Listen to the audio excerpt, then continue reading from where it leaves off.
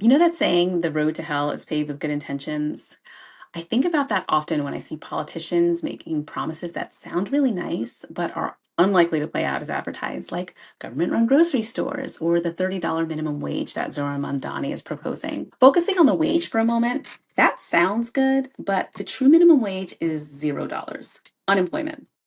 We're already facing a looming jobs crisis with automation and AI, and mandates like this will probably exacerbate that problem.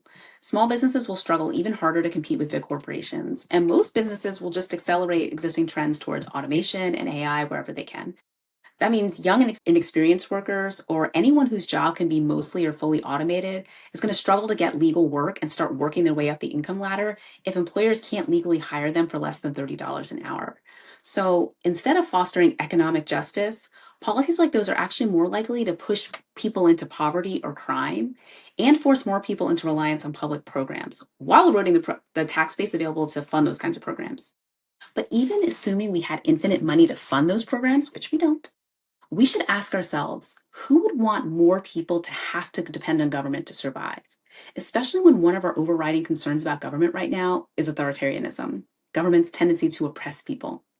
Consider this dynamic on a smaller scale. How many people refuse to speak up about problems at work because they're afraid they'll lose their jobs? How often do domestic abusers control their victims by controlling their money?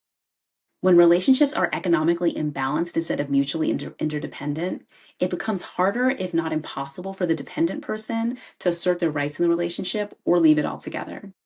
That temptation to abuse power is a dark reality of human nature. It's not a party thing, it's a people thing.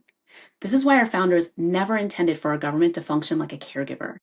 Our constitutional framework is designed to restrict what the government does to and for people in order to preserve our freedom.